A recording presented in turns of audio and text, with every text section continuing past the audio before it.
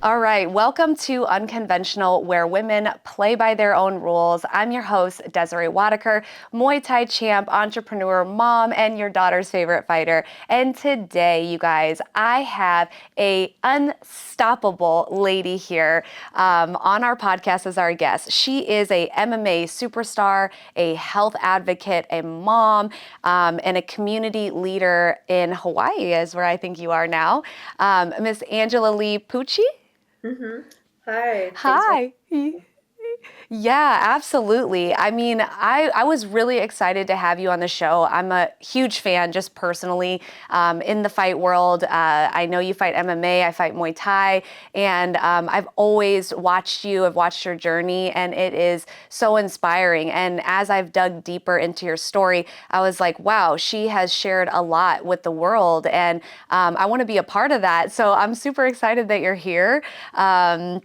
And one of the things that I thought of because I looked up your fight name, and it was, Unstoppable Angela Lee. And again, like with your story and everything that you have accomplished in your life, I feel like that name is the epitome of everything you represent. Thank you. Thank you so much. Yeah, it's been a little while since I heard my name said out like that. Um, but yeah, no, I'm it's been quite a journey for me, and retiring in 2023 was the surest decision that I made, and I'm really happy and fulfilled these days, doing what I love to do. Still involved in the fight community, but just in a different capacity now. Yeah, yeah. So for our audience that doesn't know, Angela is a lifelong martial artist, and now business owner. She owns a gym. Again, like I said, she is a mom. She's a health advocate, but she has fought on one of the largest stages in the world, called One Championship, and they are the on a global level the epitome of mixed martial arts in one place. Okay, so we have boxing, we have Muay Thai, we have MMA, and they have all of that on that platform. And so it was really cool to watch you because watching you on the outside looks like you really developed a family within One Championship, and the way that they supported you and way the organization just kind of lifted you up was really cool to watch, even as an athlete. Like, what was the experience working with them and ending your career with them? Like, was it such an awesome experience? My career was a great experience working with One Championship. I think that, they gave me a lot of opportunities, and I was able to capitalize on that and, grow my career with helping to grow the organization as well. I did have the honor of becoming the first ever female champion in one. And, the first mom champion in the organization as well. Quite a lot of good memories during my time with them. Yeah, and you just did MMA when you fought for one, right? Yeah, uh-huh. Okay. I just did MMA. As I was kind of like finishing up the last few fights of my career, and they started to add like they had Muay Thai and kickboxing, but then they started to add the jiu-jitsu element to it as well. Yeah. Yeah, it's definitely become a place where I feel like a lot of organizations are now copying one. And it's kind of like the UFC, right? Like you can try to copy, but you can never duplicate because they're in their own realm and uniqueness, and they do it so good that you really just can't compare. You know what I mean? I think like the more opportunities that there are for the athletes and fighters, the better. So I think it's great that athletes don't have to just go to one place for whatever they want to do to show. Yeah, that makes sense. I would actually love to fight for one. I hope one day they take me in, give me a chance, because I would absolutely love to, similar like you. I mean, I'm a mom, and I have a lot, but I train so hard. And I would love to be in a place where like I ended my career with them. It would be really an honor. So, yeah, it's so admirable, seeing you and the journey that you've had on there. So now you're in Hawaii. I was born in Kaneohe. Do you know where that? Do you know the Pink Hospital, Tripler Hospital? Yeah, yeah, the east side of the island. It's beautiful. Yeah, I was born there. My dad was former Marine. Um, and so I didn't spend most of my upbringing in Hawaii, but I always think to myself, man, like, what would life be like if I lived in Hawaii for my upbringing? You know what I mean? Yeah. Where It's were you raised instead? Missouri. Okay, okay. Yeah, very far from the Hawaii lifestyle. But yeah, so I also did some digging and I saw that. So you were born in Canada, but you've lived in Singapore, you've lived in Hawaii, you lived in all these places. Is that something like your entire family has done? I mean, I saw when you moved to Singapore to compete and train at Evolve MMA, like you were so young. Did you go there by yourself? Did you have any support or any your family that came with you when you went? Um, yeah, so like my journey, I have been through to quite a few countries. Being born in Canada, I moved to Hawaii when I was about 7 years old, and I grew up there. And then after high school, I graduated, started fighting, and then in 2015 is when I moved to Singapore for um 2 to 3 years. It was on and off. I'd spend some time like training like at Evolve MMA, and then I fly home, and it was just me. So it was a great opportunity. It was kind of like when you get sent away to college, and I was just sent away to train and to fight. I loved it. That's crazy. That is scary, crazy, and exciting all in like one bundle. That's crazy that you did that. Yeah, I'd like to ask you like too, while you were growing up, because you've had martial arts in your life for so long, like do you feel like you like distractions for normal kids that were probably there weren't there because you were so focused on martial arts, your family? I mean, it's surrounded your entire life. So, did you feel like maybe you were more mature or like did you feel like you missed out on things because of training? Like how was that upbringing like having all of that? It was, a mix of different things, I would say, different phases. Growing up as a kid, definitely went through a lot of phases where I did not want to do martial arts, where I did not want to train, but continued doing so anyways. My parents were very adamant on that. Um, but then after graduating high school, I I kind of knew that the conventional way of going to school wasn't for me. There wasn't anything that really interested me in, studying to get a degree for. I actually just wanted to travel. I wanted to travel and to compete because that's what I love to do. And Mhm. so naturally, it kind of led me to the path that I went on. But it was quite an experience. I did feel like I had to grow up early, like kind of, yeah, like you said, like mature a bit faster than other people. But it it led me to meeting my husband in Singapore. We both were on the fight team, and it led me to moving back to Hawaii, having our daughter. She's going to be 4 years old next month, so it's Yeah. yeah. I saw that. I saw that. It's got to be great to be a mom. You have life changes and your purpose changes when you have children. Um, I have a 13-year-old son, and similar to you, I had a really weird upbringing. Like I left my house at, my dad sent us to California to go to school in high school, and it was really challenging because I had these hometown friends that I've had for my entire life, to like get ripped out of there and go to somewhere completely different. But at that point, it was an eye opener for me that I literally knew nothing about culture. I knew nothing about how other people lived their lives, and it was eye opening for me. And I even say this today with like the young people that I speak into, that traveling is almost more valuable than education in our social education system.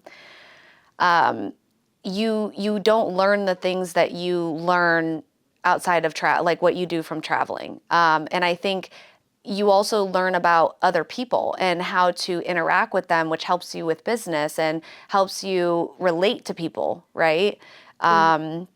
So I find it super valuable to be able to allow your children to travel, experience things, experience how other people live.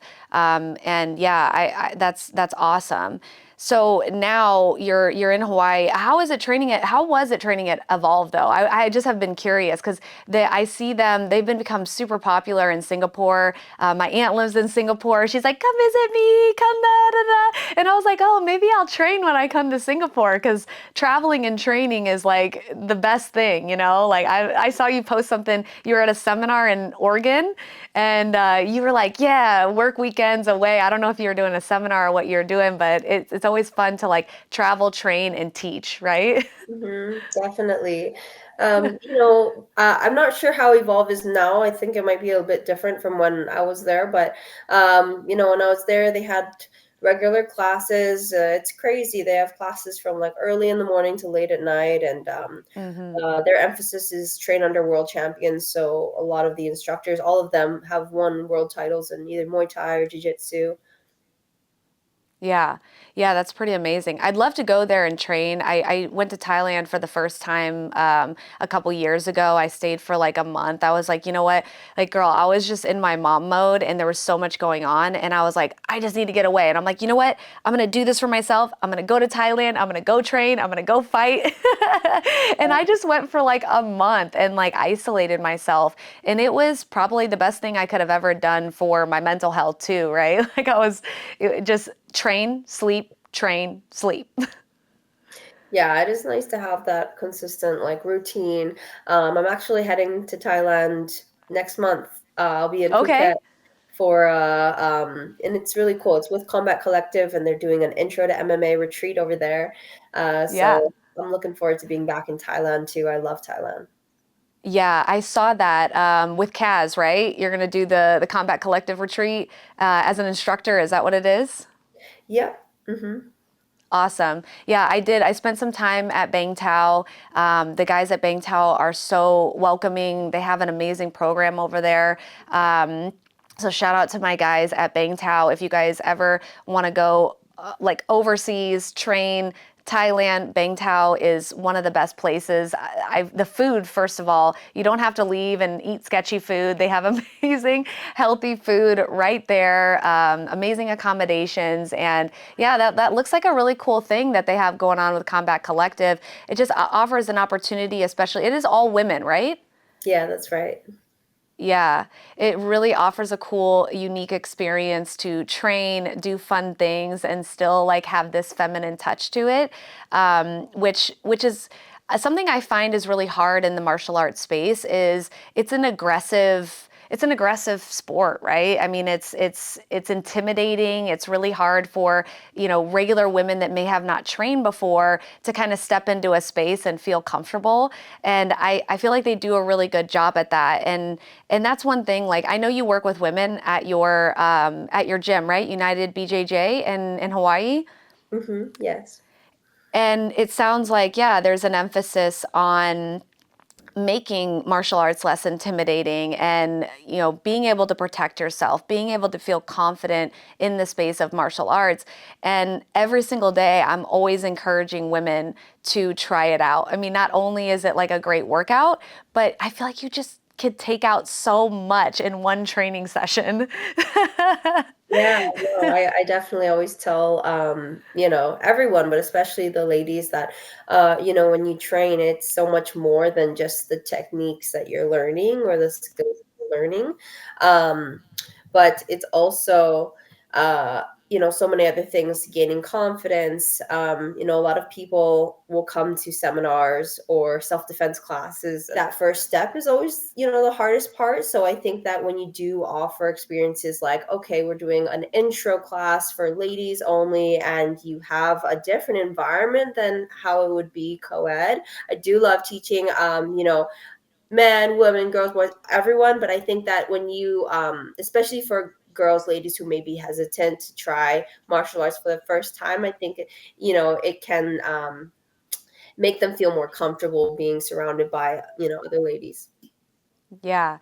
I do this event down in California, in Southern California, called Operation Black Site, and it's co-ed. However, we're getting more and more women.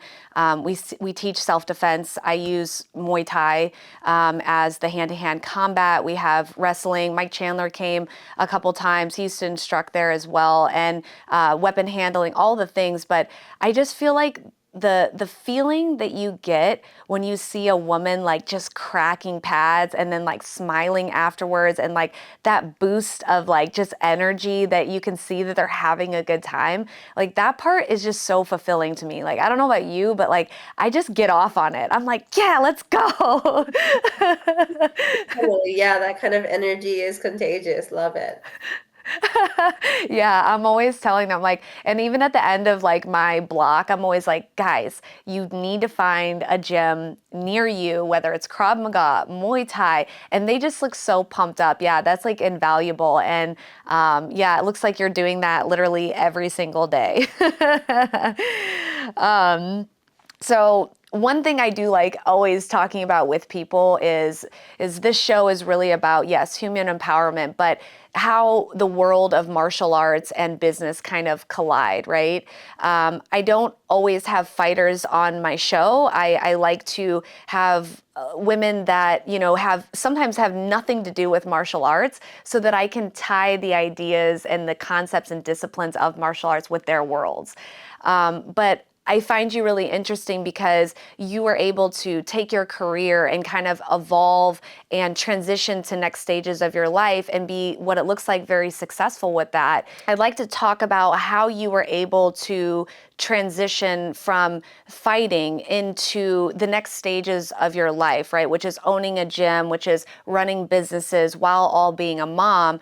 What are some of the things that you had to go through to kind of transition into this space, finding a gym? Like, what did that journey look like for you? Were you like, in the beginning, when I'm done with fighting, I'm going to open a gym and this is what I'm going to do? Or were you kind of like, hey, like, I have to find my purpose in some of the things that I've been doing in martial arts?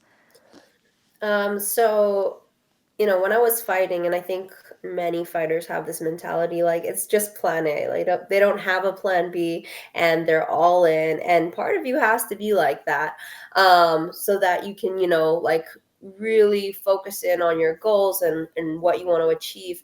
Um, but uh, every fighter should have a plan B, because no fighter can fight forever. There is a date where you got to hang up the gloves. And actually, it was during COVID, like in 2020, where my husband and I were thinking about all of that, because we're like, oh man, the world shut down, we're not getting fights, sponsorship opportunities can kind of like just go like that. And so Yeah. well, we need to find something that we can do on our own, that we can, sustain, take care of ourselves, our family. And so then we had the idea to come up with United BJJ. And so that's actually when we opened our gym, was 2020, 2021. Um, gave birth in 2021. And so it's mostly my husband, he's like the head coach. I kind of have always been behind the scenes, because I was with my daughter Ava, she was still quite young at the time. And I did have my fighting career to focus on too. But then after retiring in 2023, I didn't plan that retirement. Like, I didn't know my last fight would be my last fight. And so for me, after stepping away, I was like really like, okay, now what do I do? And I did create Fight Story. Fight Story is a mental health Yeah. nonprofit organization um, that was founded just recently in Yeah. 2023. But it was hard, because with Fight Story, it wasn't something that I'd be able to sustain my income with. Is nonprofit, we're trying to create programs, trying to do good. Eventually one day, the hope is that it can get up, it can grow to be an organization where we are doing all of these things, where it can help to provide opportunities, work opportunities, job opportunities. But I was kind of stuck. I had the gym, I had Fight Story, and I knew I needed something else. Living in Hawaii is expensive. Yeah. Most people here, work 2 to 3 different jobs, and it's tough. So, I was really thinking about that all of last year. I was like, I really need to find something, another stream of income, but I didn't want to just get a 9 to 5 job. I didn't Hmm. want to just, um, I knew if I wanted to take on another job, I needed to be something purposeful, something that I felt really connected and passionate about. Um, and so, me and my good friend Hannah, we created Wahine Wealth Club, and what we wanted to be is a community for women, and we are redefining the concept of wealth. We talk about 5 different pillars: um, mental health, physical health, spiritual health, financial health, and then ikigai, which is a reason for being or your purpose that ties all Mm, together. And I think a lot of people these days, it's hard. Life is crazy. A lot of people are lost doing things that they are leaving them feeling unfulfilled. And so finding that purpose, finding something you really want to do, it takes a lot of reflection and soul searching, but also a lot of courage to take that risk, to take that opportunity. And but I know how rewarding it can be on the other side of that. So right. that's what really passionate about doing right now in this next chapter. Wow, that's super empowering. It's also really, it's also comforting to hear someone like you who is like, wow, I need to make a shift here, but intentionally making decisions based on what is fulfilling to you. Because I don't think a lot of people get that opportunity to do that. I feel like a lot of people fall into jobs, fall into careers, and look up, 10 years later, and they're like, wait, how did I even get here? And that kind of happened with me. I was in wealth, well, I still am. I have a private practice called Pantera Wealth, and I've been in the wealth management space for 13 years.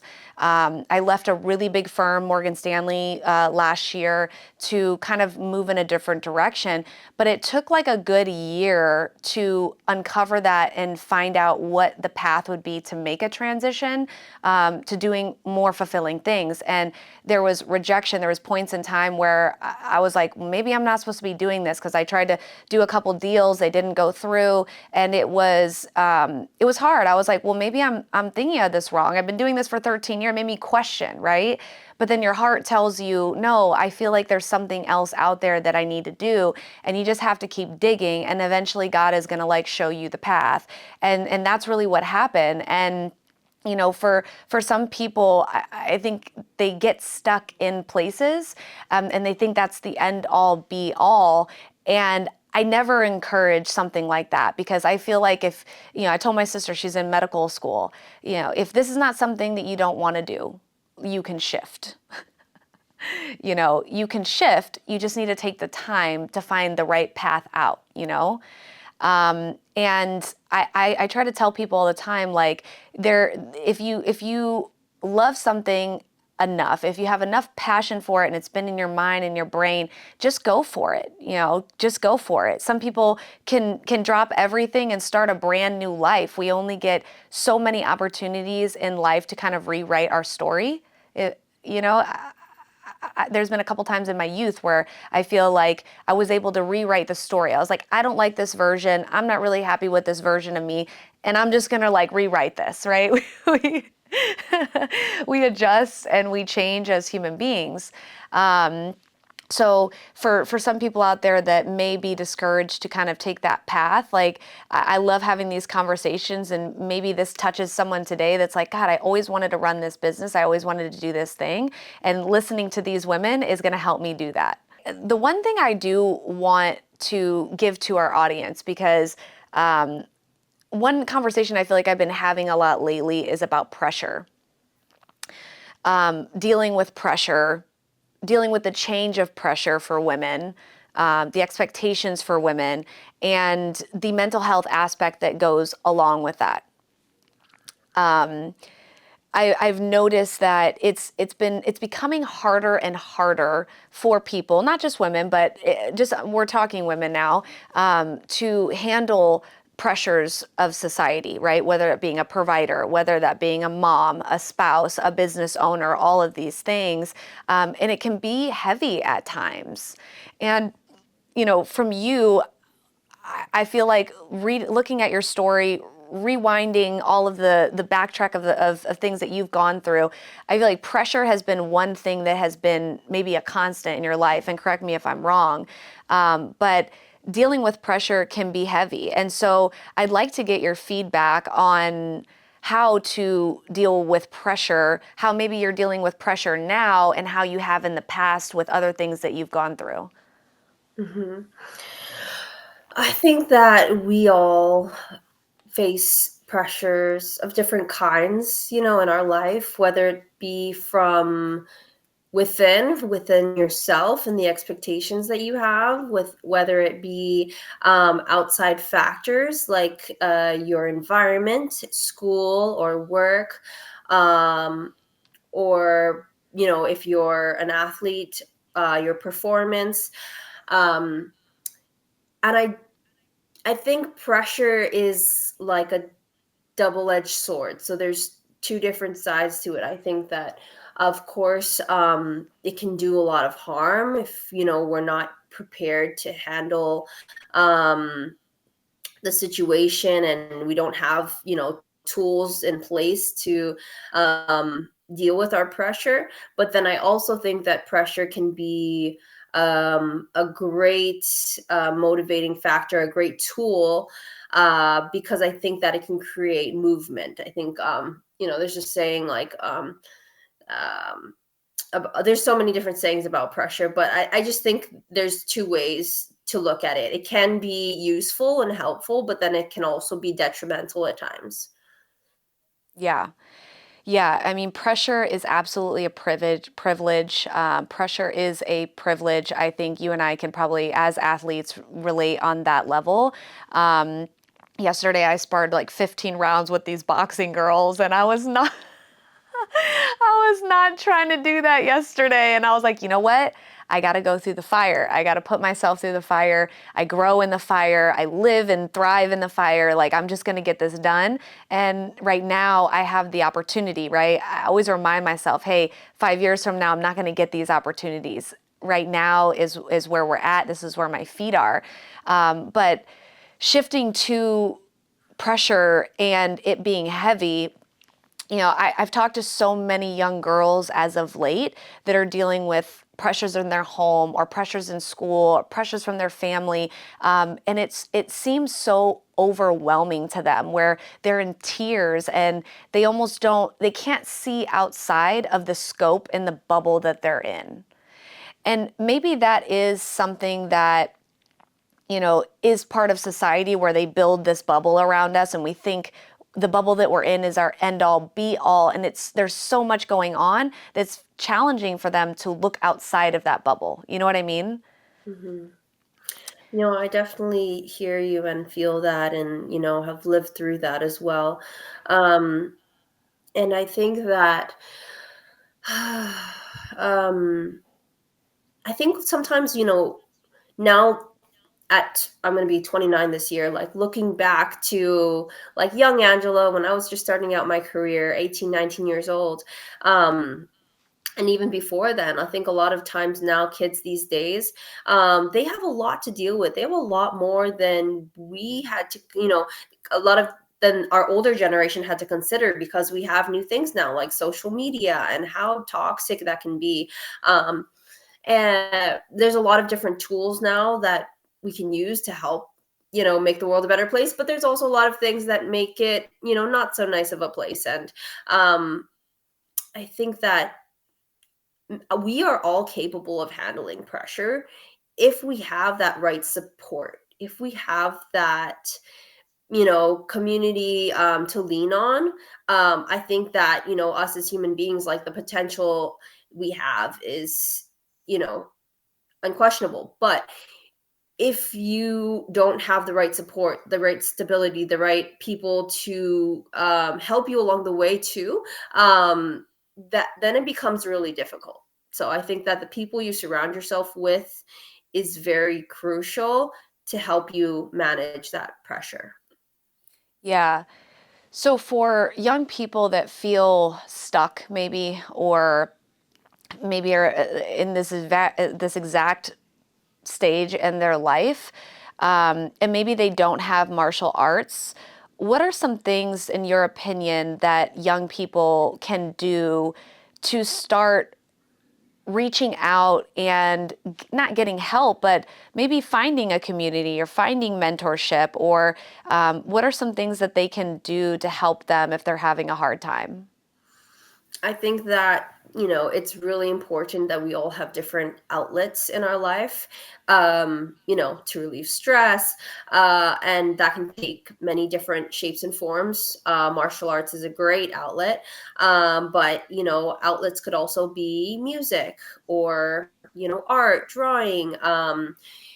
I think that movement is also very important. So being able to move your body, when you're having a good sweat after a good workout, like you feel good because, endorphins.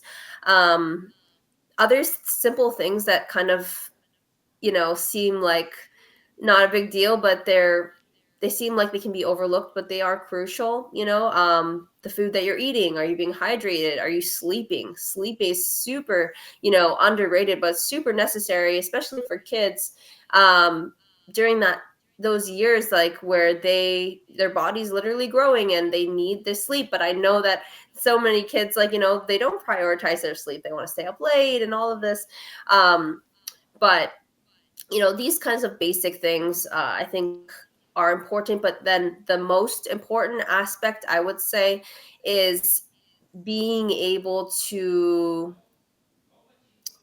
have someone or a community or something that you can safely open up to, communicate, and um, just have that connection. I think is very important for people to have, and that doesn't necessarily happen sometimes with your parents. Doesn't have to be with your Yeah. parents or your siblings or, family, even like a friend or, a coach or someone, because, it's hard. A lot of times we tell these, people, kids, hey, you got to open up, you got to talk to someone. And then they take that step and they do try and talk to someone, but then they just get shut down. And it's Mm, so discouraging. So making sure that you open up to the right people. And sometimes it's going to mm, take trial and error. Sometimes you're going to hit a wall. Just know that, it's hard because, it can be discouraging. But if you don't connect with that first person or second person, like keep trying, because there are people out there who do care, who are willing to listen and help. Sometimes you just have to do a little bit of digging to find them, but they're yeah. out there. Yeah. Yeah, I think what one thing that's super underrated is a mindset coach. I know some people will automatically be drawn to maybe a therapist or a counselor. Like, let's just say they had no family or no one really safe to talk to. So they're like, okay, I'm going to go talk to a therapist. But sometimes I feel like we end up leaving the therapist worse than we were, than we got there. And mindset coaches are a little bit different because they help shift our train of thought and how we speak to ourselves. And I work with a hypnotherapist. His name's Rich. He's out in the UK, and he has completely transformed the way that I think, the way that I talk to myself, removing negative thoughts from my brain that shouldn't be there, and how to kind of absorb where I am in the moment and appreciate, bring gratitude and appreciation to the place that I am currently. Did you ever use a mindset coach, or have you ever worked with one throughout your career? No, I actually haven't. Um, Really? yeah, I'd definitely, be open to it, and would love to. I love to talk to people and just like hear their experiences and grow and learn.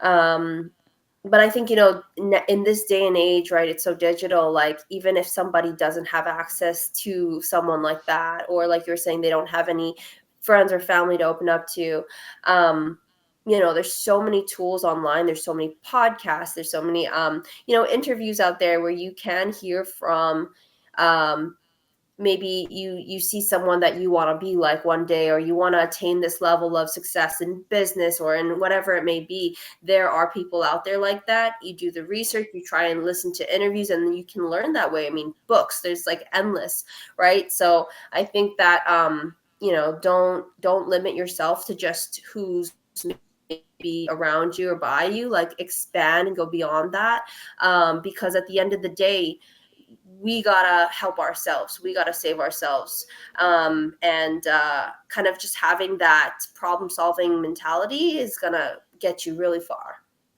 Yeah.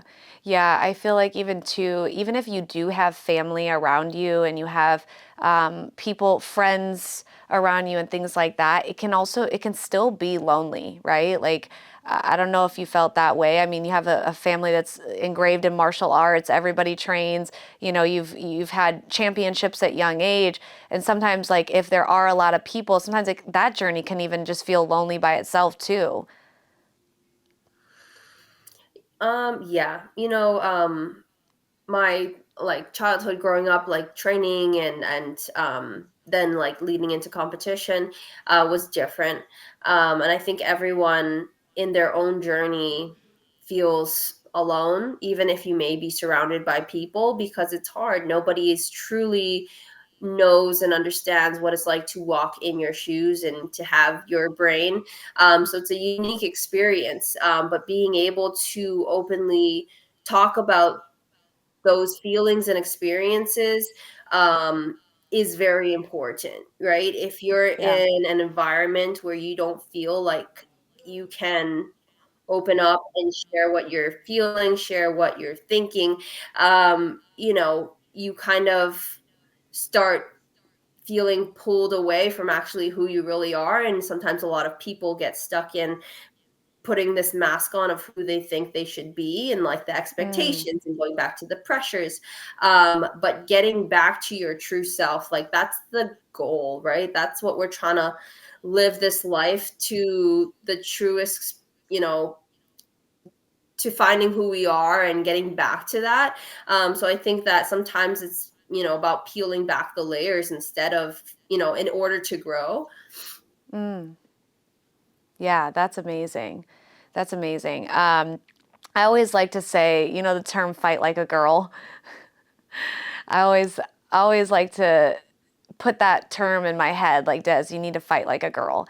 Because if you know that you're strong, you know that you're capable, you know that you've overcome things in the past, it's a lot easier when challenges come to you or face you for you to be like, man, I can fight like a girl. Like, that's a confidence booster right there. I always say that. So, in terms of your life today, where do you feel like you are still fighting? Where you feel like you're still fighting on your mental health journey?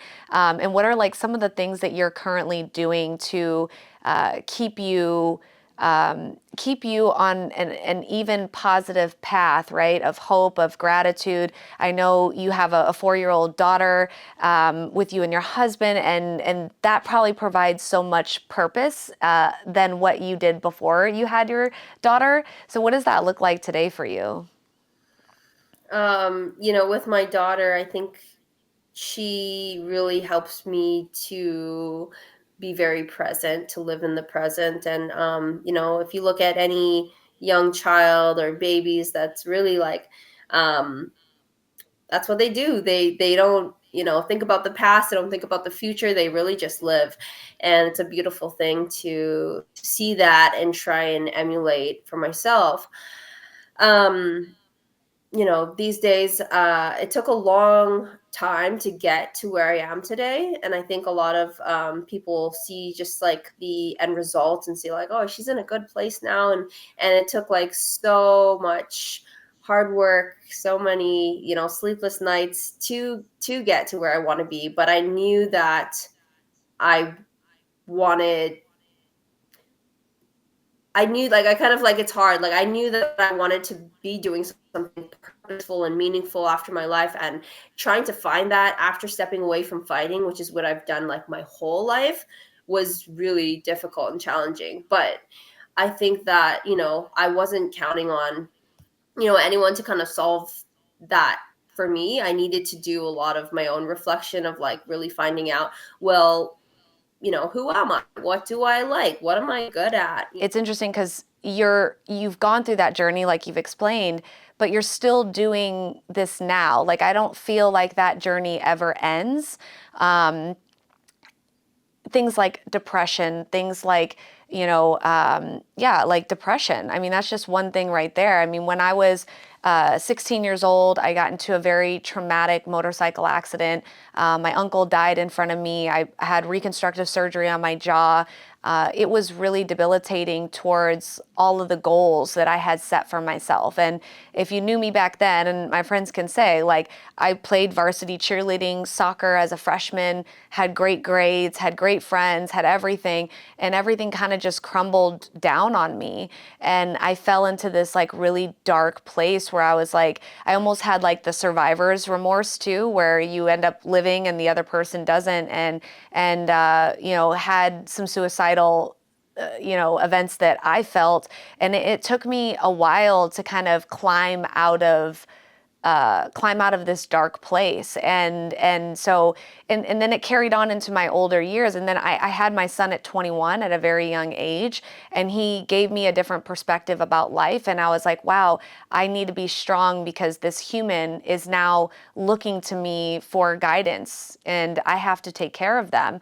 And I always say he changed my life. And I don't think the work ever stops. We don't ever stop having intrusive thoughts. We don't ever stop doubting ourselves or feeling maybe less than what we really are. And I think there's exercises and things that we have to do every single day, you guys, to show up for ourselves and fight like a girl, like what I say. And so I don't know. I mean, I see you're doing a lot of cool things. Obviously, you have an amazing community around you that you have built. You are speaking words that you are actually doing. And that's super inspiring to see. And I just think that in certain points, like we have to put systems in place for ourselves to give us like a check and balance. And like I see you do things like cold plunging, which shout out to Hydra Gun. We have a Hydra Gun ice bath too. I did the ice bath this morning because I was so sore. But like doing things to take care of ourselves so that we have a better fighting chance the next day. Yeah, for sure. I think that as people, right, we're meant to live like the human experience, and that's, comes with the good and the bad. But I think over time and through experience, we learn different tools to help us navigate the lows. Because everything's great when, when we're winning, when life is good, but when life starts to get messy, when things get dark, how do you get through those moments? And so going back to, tools like having your outlet, making sure that you're taking care of your body, because when you take care of your body, you're taking care of your mind. Are you pouring back into yourself, doing things that you actually like to do? These kinds of things, they may seem simple, you may overlook them, but when you add it all up, it does help a lot. And I know that sometimes when I fall off track, when I have skipped workouts for a week or two, I already feel like my body is tense. I feel like I need to um, have an outlet. I need to lift, I need to train, I need to do something because I know it's going to make me feel better afterwards. And so a lot of times I think people tend to, you could go that way and get like a workout in, or sometimes people could choose to, open, a beer. Choices are super important. And choosing what would be best for your body, what your body truly needs in that moment. And I think sometimes, I mean, I love having a drink or two sometimes. I think that's totally fine. But if you're constantly doing that over and over and making that choice when you could be doing something else that would leave you feeling better afterwards. I think, that's kind of important to look at yourself and kind of evaluate and be like, ask yourself, what are you doing, or what are you trying not to do? What are you like, so how are you showing up for yourself is very important. Yeah. What's one thing that you work on every single day that you feel like that's your fight that you have for yourself every single day to get better? Oh man. Yeah, it is a whole checklist, right? So in the morning, I think about the goals that need to be accomplished for that day, whether it's meetings, whether it's a training session. I think about my daughter and how I want to show up for her. So being a patient and, kind mom, uh, for me, I need to get, I need to be able to get my sleep and eat right and move my body. Sometimes it's not always possible, right? Sometimes we have days where, you know, baby was up crying like last night. It was a hard night, or, you are sore from your training, you're a little bit agitated, maybe you're hungry. There's always these like factors that are gonna affect your mood and test you. But you know, going back to that kind of like self control, like how are you able to deal with it? What do you need to do to get back on track? So if you're sore, prioritize your recovery that day instead of, maybe going to another session in the gym. We're going to get worse. Or, if you're hangry, eat something healthy and nutrient dense where it's going to, pour back into yourself. And so there's all these, different things. And it again, it sounds very simple, but Yeah. it's crazy how often it's, overlooked. Yeah, that we choose the direction we know we shouldn't versus the one that we know is going to be good for us. And that's why I always say, like, you have to fight for yourself first before anybody. You have to, when I'm talking to my clients, when we're talking about money, I'm like, I always use the analogy, if you're on a plane and the plane is going down, the oxygen masks fall. And you have your children sitting next to you. Whose oxygen mask are you going to put on first? And most people say, my kids. But then I say, no, you don't. You put on yours first, because if you were to pass out or something were to happen to you, how are you going to take care of them? Right? And so I think there is a level of selfishness that has to come through, whether it be in a marriage or even with children too, because if we're not well, we can't take care of others. And that's what life is all about in any realm. If you're in business, corporate, you're serving others, you're doing things for others, it's all about serving and the servitude. And so, yeah, if we're not taking care of ourselves internally, there's no way, chance that people around us can thrive either. Definitely. And it makes me think about this saying that I once heard that was super impactful. And the saying was, you hear parents all the time, like, I would die for my kid. I'd die for my kid. But then I heard this saying twist that and kind of say, but would you live for them? So would you do all the Ooh, things necessary so that you can thrive and truly live and be healthy, be fully, there. And so it's like just that perspective shift, is super powerful. So thought I'd share. yeah. That's funny that you say that because so we launched a coaching program in January called the Champions Blueprint. And within the Champions Blueprint, we have fitness, we have a couple pillars. We have the fitness component of it, we have the mindset component of it, and we have the nutrition component of it. So everything that just really embodies having a healthy lifestyle, changing our habits, and learning how to fight like a real fighter, whether life, business, home as a parent. And the number one thing that I get from people saying that their goal is they say, I want to be the strongest version of myself for my children. I want to give them an example that they can live by, and I want to show up for them. And it's usually about parents being able to show up for their kids. And I find that really interesting because I know, and I do say to them, hey, I know you want to show up for your kids, but you also have to show up for yourself. Like there has to be a want and a need to do that for yourself sometimes more than somebody else, even if it is your kids. And I know it sounds harsh to say that, but I think it's really important to remember that you are a priority in loving yourself and having the value for yourself first. Hmm. Yeah, no, I definitely hear you. Um, you know, and sometimes, especially as moms or parents, right? Sometimes it's in our nature to just give and give and give, and um, I think it's great to be like that, right? To take care of others. I'm also very much like that. I love taking care of everyone else. But then if you don't take that time to pour back into yourself, you will get burnt out. You can't Yeah. maintain that forever. I think that sometimes in life there is imbalance. There are periods of time where you need a hustle and you need to go go go in like a fight camp or whatever it may be, but then also um having the periods of rest. I think it's super underrated, and I think that Hmm. there's a huge, like, almost toxic hustle culture where everyone's trying to just achieve the next thing and push hard and no rest. And I think that there's a time for that, but there also needs to be a time where you rest and unwind and have that downtime because you need to recharge, right? We're not like Yeah. robots, Yeah. we're humans. So, Yeah, like I just had this conversation the other day with my friend. I said, "Oh my God," they're like, "Des, you need to sit the hell down."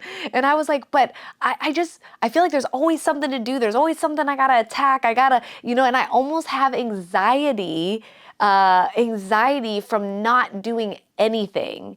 And my friend was like, "Hey, yeah, you need to prioritize like when you get back to people." Because I showed her, I was like, all these messages here that I haven't gotten to, and like I don't have the social battery to get back to all of this right now. And I feel guilty about it. I almost feel guilty because everything's so instantaneous. Everything is right here, right now, kind of satisfaction. So there's points where I feel like I have anxiety just laying in my bed, resting for the day and taking that time.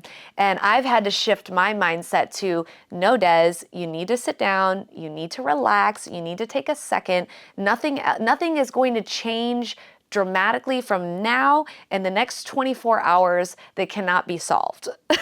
you mhm. know? Yeah, no, like having um that care and compassion for yourself. A lot of Yes. people, it's not uncommon to feel like guilty for doing that, for taking, like, you know, off days. And but it's hard, right? Everything has balance. Sometimes people go too overboard with it and they're like, I'm not doing anything for like a week, I'm checking out for like a month, or like, it kind of just like gets longer and longer, or like out of control. But I think finding the right balance, is necessary. And for me too, I struggled a Yeah. lot with like people pleasing, and always felt guilty when I didn't have the literally like mental emotional capacity to reply to people. It takes a lot of energy, right? But Yeah. then what helped me a lot was like I just write it down in my calendar. I'd be like, I can't get to this today, but by the end of week, or by next week. And I'd set like deadlines. And I think, like, Oh, that's good. yeah, letting yourself um you understand you best and your schedule and what's going on up here. And so if it's going to stress you out or give you anxiety to get back to, just make a time for it so you still get it done, but you don't maybe have to do it in that exact moment. Yeah, that's a good tip. That's a good tip because we can be so overwhelmed with tasks, getting this, checking the list off, doing this, doing that, versus like you didn't get to it today. That's just what it's going to be. But I'm going to make a target for myself that this gets done within the next week or 2 weeks, and then just holding yourself accountable for that. Yeah. Yeah. Well, Angela, you're a thug. I don't know if everybody's ever told you, but you're a thug. And we always, all the ladies on my show that come on, the guests, I always say, you know, thugs need love too. So, in terms of the soft side of Angela, not the MMA fighting, cage, knocking people out, submitting girls. And this, if you guys didn't know, she's a two division, okay? Two division. That means two weight classes this girl has gone in and dominated and fought, which is crazy, Angela. When I say thugs need love too, where is that space for Angela where she feels safe, where she feels she can get poured in with love, recharge, and all of that? What does that look like for you today?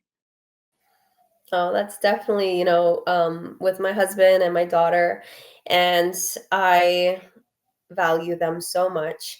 Um, I'm truly, truly grateful to have, a partner, my husband, where we are able to openly communicate and have like deep conversations and talk about, you know, all different kinds of things, marriage, parenting, being respectful of each other's views, and having a good conversation is something, so I think, underrated, but so fulfilling. And so, like, when you have a good conversation with someone, it just like it hits the spot. You're like, yes, you feel connected, and and understood. And I think that having deep conversations are so, so crucial. Yeah. Sometimes, in this day and age, it's always like go, go, go. We're always busy, and we always have just like, just surface level conversations like, hey, how's it going? It's going good.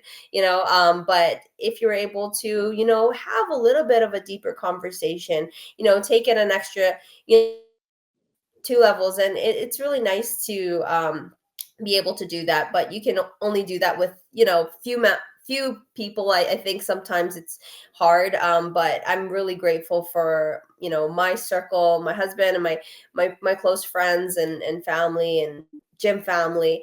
I truly value those relationships in my life. Yeah, yeah. It sounds like it fills you up. I see on your social media all the time shouting out family, your husband, everything. And it's got to be so cool to have a partner that kind of knows what you've been through being an athlete as well. He fought for one championship as well, right? Hmm. Awesome. Yeah. Okay. And my boyfriend Gaston, he fights in the UFC. He's also an MMA fighter, and we always have this discussion where it's like the relationship, because people are like, "Wow, you guys have such great chemistry. You guys like seem like you know each other. You see each other." And I say to them, I'm like, "Well, first of all, we were friends for a long time." But I think fighting and doing hard things together brings out more in our relationship than the average person, because fighting is such an up and down. You go through so many things, wins, losses, hard training, cutting weight, all of these things where we see each other at our lowest low. And I feel like a lot of, like you said, surface level relationships, they don't get past that point of surface level or mid-level where they've seen the best versions of their partners and people, and they don't see them dying in a sauna, trying to cut 10, 20 pounds, and having to like really dig deep and fight for in with situations. So it's got to feel really good to have a partner that can understand you and understand the things that you're going through, and that's probably really helped you a lot, right? Yeah, definitely. We've grown so much together. Me and Bruno have been together since the end of 2016. So it's like, Mm. you know, and seeing each other in different stages of life and growing together. So I think some people, like you were saying, if, they've never seen um those other sides of you, sometimes they're like, whoa, I don't know if I can handle this, or like, whoa, I don't know if this is what I want. And then, I think it's hard, there's no such thing as finding a perfect person. But if you're both willing to work, like, like being compatible, like you were saying, values and things like aligning like that. But beyond that, like as a person, do you have that growth mindset and mentality where you want to become a better person and you want that for your partner too? Do they want that for themselves? Um, and then, yeah, we are not the same people, me and my husband, that we were, or that we are now than we were when we first met. Like, we've gone through so much life together, and that sometimes is like through arguments, sometimes that's through like other things, like, like positive things, but it's through the good and the bad that you're really able to really learn about your partner and see them at their best, at their worst, and um it's a really special thing, I think. So Yeah. yeah, shout out to my Yeah. hubs. Hey. Yeah, that's amazing, Angela. I do you think that more couples need to do harder things together? Maybe meaning like physical stuff. I think that to each person, to his or her own, I think. Some couples or some people, right, their personality is they're very happy just doing what they do, and they have the things that they like, and that's okay. That's what floats their boat, other people, they're more, always striving for more, very ambitious. Some people are go go go, right, and that's okay, that's how they are. But and your partner doesn't necessarily need to mirror that. They just need to understand that's how you work, and be Mm, supportive of, like, thinking about what's the best for you, and as opposed to, like, maybe that's not me. And Bruno are very different. Like, there are similarities, but you know I'm glad I didn't marry myself. Like, oh my god, I'm glad he is who he is, because like there's things about me that I'm like, woof, so seeing the pros and cons about your partner, about your, like, it's never gonna be all rainbows, but yeah. balancing it out. Of course, there is so much more good than bad, but it's also seeing them for who they are as a human being. You're not Yeah. perfect, I'm not perfect, and that's okay. But Yeah. there's a lot more good than bad at the end of the day, and that's good. That's what we're striving Yeah, for. yeah, yeah. I told Gaston, I was like, "Wow, you really make me realize where not in a bad way, but I said, "You really opened my eyes to the things that I could be better at." Right? Mhm. So, he exposes not the dark, ugly sides of me and things, but he makes me want to be better and work on those things, for myself, not just for us or for our household or whatever, but I'm like, "Wow, I need to, like, change that about me." Like, he'll really bring things to life, and I'm like, "God, that's not the most attractive part." And I think some people get really defensive or they may be offended individuals, but looking at it in a different light, I'm like, wow, I could be better here. And having someone that knows you for who you are, has seen you go through many things, it's easier, I feel like, to take that than just if someone was surface level with their relationship.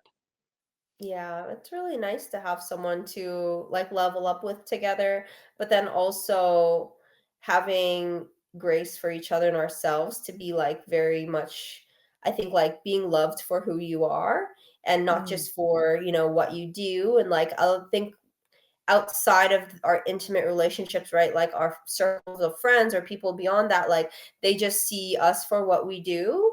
They know who we mm, are, but like on that most intimate, deepest level, right? That's like our partners. And I think that's, really special. So at the end of the day, it's like I feel so grateful to be able to have someone that I can completely let my guard down with, that they know me inside and out. And, you know, I don't have to be, I'm not a world champion to them, like I am, but like who I am to Bruno is just Angela, and and to Ava, I'm just right. mom, I'm just mom. So it's nice to have that really truest form of love. Oh, I love that. I love that. And I hope everybody out there, every woman watching, you find something like that or a variation of that. Because I can absolutely relate, like, especially with me and Gaston, like, we've seen so many evolutions of each other, nasty, pretty, ugly, and all of the above, right? But I do feel so comfortable in the fact that, there's acceptance there and you can be raw and you can be authentic, and that doesn't have to look perfect. But it also is such a great feeling to have that support system. Definitely, yeah. Okay, so we have a couple fan questions here. People love you, by the way. And if you ever did go back to one championship, I think people would be super excited because I got nothing but positive love, encouragement, and everything from the story post that I did. It was like, we really miss you, Angela. So I just want to pump you up right now here at the end. And it's not there's not that many serious questions more than there is encouragement, and I love to see that. There a lot of people are saying, hey, we really miss you, you're an amazing athlete, hope you're doing really well, hope your family's doing well. Career, one question was about career getting in the way of love life, and maybe you can touch on it a little bit because it's like you and your husband are in the same industry, and so do you find it hard to separate the love life from what you're doing in your gym and all of the efforts in your community and everything like that? No, actually, that's something that has never really been an issue for us, and we're really grateful for that. And I think that um, comes from the fact that we both have a very good understanding of what it is like and what our profession entails. Mm, We both started out as fighters, and now we have a gym together, and so a lot of the times it's about like collaboration, and some of the best ideas is honestly from talking to my husband Bruno about it, and I'd be like, hey, what do you think about this, or what do you think about that? And I love hearing his feedback because he looks at things differently, but he also mm, has that same insight of knowledge or experience.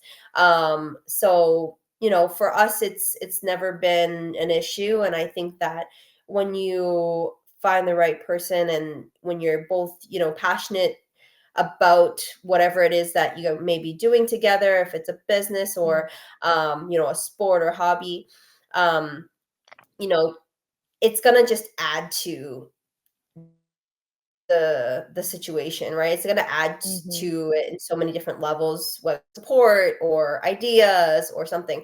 The moment it becomes like too stressful, or you start like arguing about things, and like we do have arguments or disagreements, For but I sure. think that for the most part, um being able to collaborate that with them, I think it's such a plus that we're able to do business, do life together. Yeah. Yeah.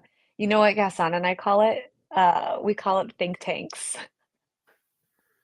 Oh, that's cute. We have these think tanks where we like literally just go into this crazy creative space, and sometimes like we're both in sync with it, and sometimes like he's got to push me into it or I got to push him into it. But man, like when we get in this level of creativity and collaboration, like that's so much fun. It's almost like a game that you get into with your partner, and you're like, oh, what about this, what about this? And he actually thought of the name The Champions Blueprint, and I was like, that is freaking awesome. I love that. Like it's a fun like exercise almost that we do.